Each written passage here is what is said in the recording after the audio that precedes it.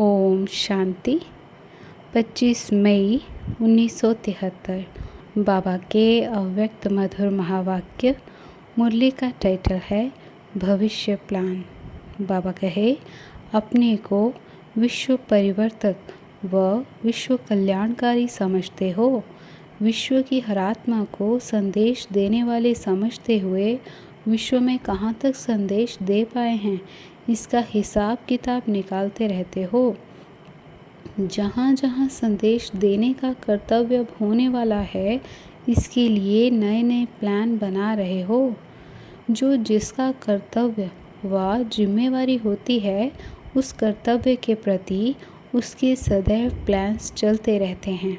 बाबा कहे, कहीं भी संदेश देने के लिए व बाप के परिचय का आवाज़ फैलाने के लिए अभी तक जो भी भिन्न भिन्न प्लान्स प्रैक्टिकल में लाते हो, उनमें मुख्य प्रयत्न यही करते हो कि जिस धरती पर व जिस स्थान पर संदेश देना है, वहाँ पहले तो स्टेज तैयार करते हो, स्पीच तैयार करते हो और पब्लिसिटी के भिन्न भिन्न साधन अपनाते हो, जिस द्वारा उसी स्थान के आत्माओं को संदेश देने का कर्तव्य करते रहते हो।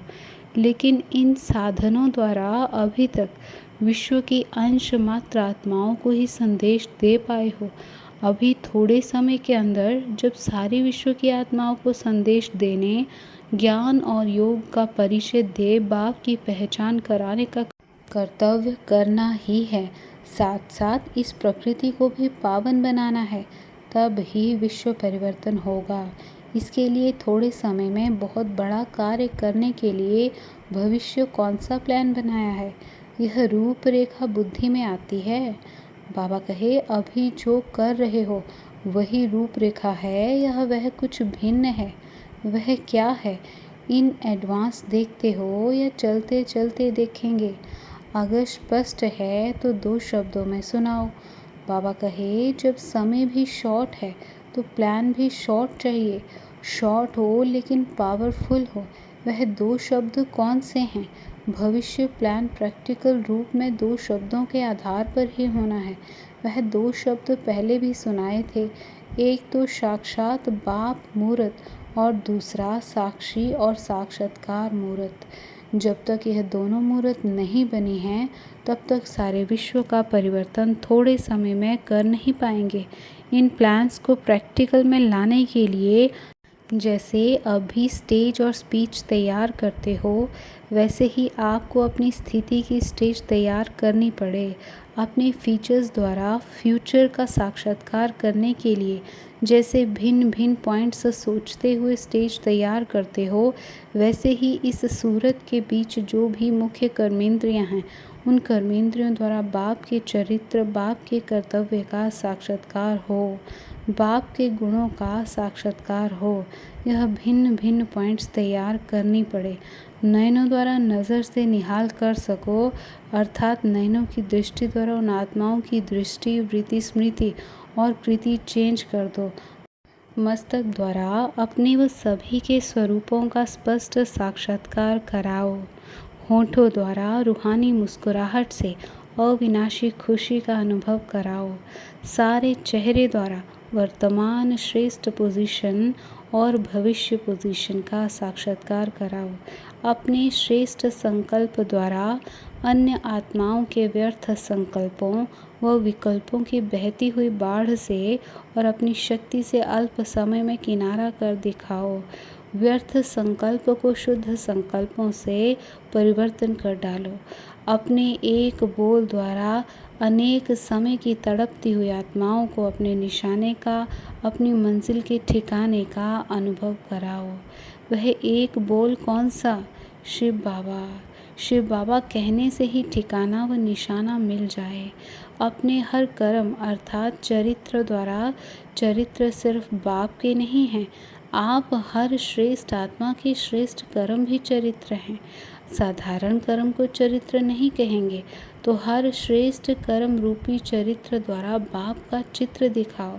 जब ऐसी रूहानी प्रैक्टिकल स्पीच करेंगे, तब थोड़े समय में विश्व का परिवर्तन करेंगे। इसके लिए स्टेज भी चाहिए। स्टेज की तैयारी में क्या क्या मुख्य साधन अपनाते हो? वह तो जानते हो ना, वह आप लोगों की विशेष निशानी है। स्टेज को सफ़ेद करते हो, यही आप लोगों की मुख्य निशानी अथवा सिंबल है। जैसे ड्रेस प्रसिद्ध है ना, तो जैसी आत्मा की स्टेज वैसी ही बाहर की स्टेज को भी रूप देते हो।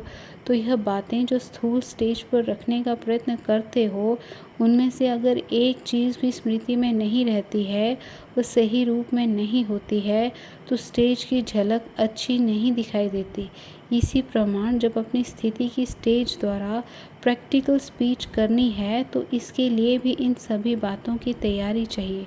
लाइट चाहिए, अर्थात डबल लाइट स्वरूप की स्टेज चाहिए। यह तो जानते हो ना, दोनों ही लाइट। अगर स्टेज पर कोई हल्का ना हो, उठने बैठने में भारी हो, तो स्पीच सुनने के बजाय लोग उसको ही देखने लग जाएंगे। तो यहाँ पर डबल लाइट की स्थिति चाहिए और माइक ऐसा पावरफुल हो जो दूर तक आवाज़ स्पष्ट रूप में पहुँच जाए। तो माइक में भी माइट हो। एक संकल्प करो, एक नज़र डालने से ही वह नज़र और वह संकल्प लाइट हाउस का कार्य करे। एक स्थान पर होते हुए भी अनेक आत्माओं पर आपके श्रेष्ठ संकल्प और दिव्य नज़र का प्रभाव पड़े, ऐसा पावरफुल माइक बनाना पड़े। तो माइक कौन सा हुआ? संकल्प और नज़र, दिव्य और रूहानी दृष्टि। ऐसे ही वाइटनेस अर्थात स्वच्छ बुद्धि चाहिए, उनमें ज़रा भी कोई दाग ना हो। अगर स्टेज पर कोई दाग होगा, वाइटनेस नहीं होगी, तो सभी का अटेंशन ना चाहते भी उस तरफ जाएगा। और फिर स्लोगन्स का भी श्रृंगार चाहिए। इस स्थिति की स्टेज पर कौन से स्लोगन का श्रृंगार चाहिए? स्थिति की स्टेज और प्रैक्टिकल मन वाणी कर्म की स्पीच। ऐसी स्टेज के लिए स्लोगन कौन से चाहिए? एक, मैं आत्मा विश्व कल्याण के श्रेष्ठ कर्तव्य के प्रति सर्वशक्तिमान बाप द्वारा निमित्त बनी हुई हूँ। यह स्लोगन स्मृति में रहे। इस स्थिति में अगर यह स्लोगन याद नहीं रहेगा, तो स्टेज सुंदर नहीं लगेगी। विशेष धारणाओं के ही स्लोगन्स हैं। दूसरा स्लोगन, मैं आत्मा महादानी और वरदानी हूँ। जिन भी आत्माओं को दान लेने का व देने का साहस नहीं है, उनको भी वरदाता बाप द्वारा मिले हुए वरदानों द्वारा अपनी स्थिति के सहयोग द्वारा वरदान देना है। तो स्लोगन क्या हुआ? मैं महादानी और वरदानी हूँ। यह है स्पष्टीकरण। तीसरी बात, मुझात्मा को अपने चरित्र, बोल व संकल्प द्वारा अपने मूरत में सभी आत्माओं को बाप दादा की सूरत और सीरत का साक्षात्कार कराना है। इस प्रकार जो स्टेज को सुंदर बनाने का स्लोगन है, वह भी स्मृति में रखना है। ऐसी अपनी स्टेज और स्पीच को तैयार करो। स्टेज पर कुर्सी पर बैठो, अर्थात अपनी स्टेटस की कुर्सी पर बैठो। तो स्टेज, स्पीच और स्टेटस, ये तीनों ही आवश्यक हैं। फिर थोड़े समय में विश्व को परिवर्तित कर लेंगे। यह करना तो आता है ना, लेकिन यह भी ध्यान रखना कि स्टेज ऐसी मजबूत हो, एक रस अचल और अडोल हो, जो कोई भी तूफान और कोई भी वातावरण उसको हिला ना सके। ऐसी अपनी तैयारी करो। क्या ऐसी प्रैक्टिस है?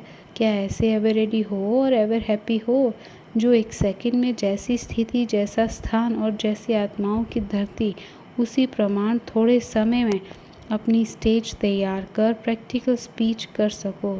समझा? यह है भविष्य प्लान। अच्छा, ऐसे सदा अपनी स्टेज द्वारा, स्टेटस द्वारा सर्वात्माओं को अपने संपूर्ण स्टेज और अपने वास्तविक स्टेटस का साक्षात्कार कराने वाले श्रेष्ठ आत्माओं को, विश्व कल्याणकारी आत्माओं को बाप दादा का याद, प्यार और नमस्ते। अच्छा, ओम शांति।